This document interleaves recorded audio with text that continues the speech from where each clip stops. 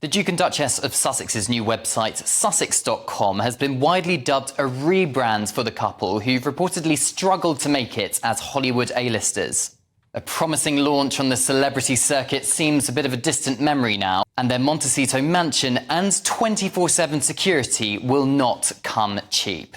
Prince Harry would insist he needs round-the-clock protection to keep his family safe. He's, of course, lost his UK taxpayer-funded police protection when he stood back as a working member of the royal family. That's an issue he's currently suing the British government over. Prince Harry and Meghan's approval ratings have tanked on both sides of the Atlantic following the Netflix documentary series documenting their exits as working members of the royal family, and Prince Harry's controversial memoir Spare, which was heavily critical of his own family. Controversially, the new biography section of the website lists Spare as one of Prince Harry's achievements. It reads, "The Duke is the New York Times best-selling author of Spare, a memoir of his life told with compassion, vulnerability and unflinching honesty. Spare was the publishing industry's fastest-selling non-fiction book, selling more than 1.4 million copies on its first day of publication."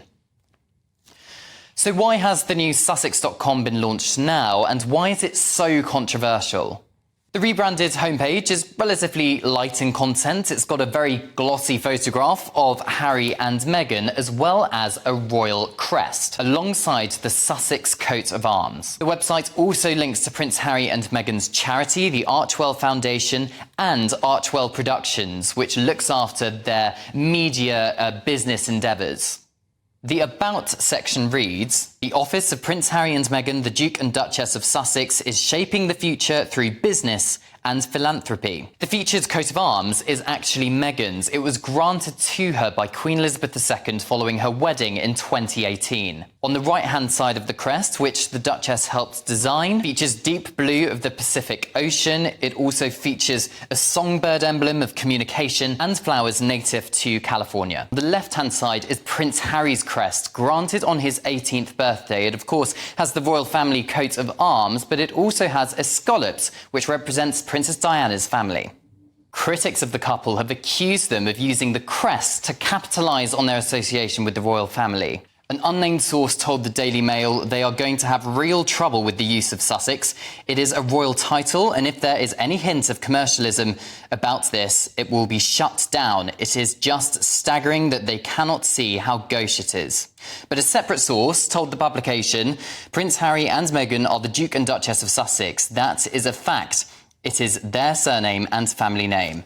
OK, so let's break this down. In 2020, Prince Harry and Meghan struck an agreement with the royal household when they stood back as working members of the royal family. In it, they agreed not to use the word royal in any commercial endeavours.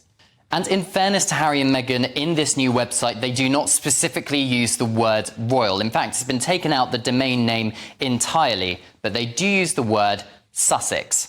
But in a clear cut to their former lives, there is also no mention of serving the monarchy, which is a phrase which featured throughout SussexRoyal.com. There are, however, a number of subtler features, like Harry and Meghan using the Duke and Duchess of Sussex, and indeed using their children's titles, Prince Archie and Princess Lilibet. The royal coat of arms is also dominated by a crown. Coincidence?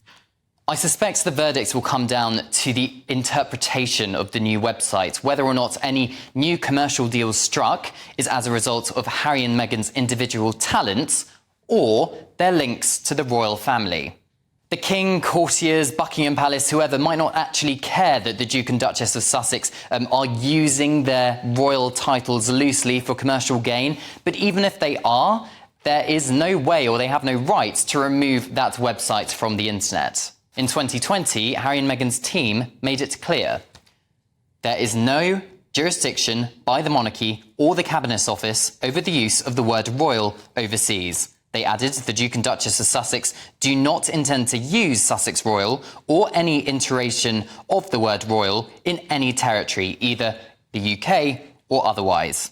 Is there a big difference between royal-related words and royal-related symbols? And does removing the word royal from your domain address shield you from unsavoury accusations? Harry and Meghan sacrificed a lot when they stood back as working royals, but the use of the Duke and Duchess of Sussex titles remains their legal right. Only an Act of Parliament can take that away, something most governments would be reluctant to do for fear of upsetting His Majesty the King. Despite everything, King Charles truly still loves his son. And Harry's dash across the Atlantic following his father's cancer diagnosis shows there is some bond between them. It also shows that wounds, in the end, could heal.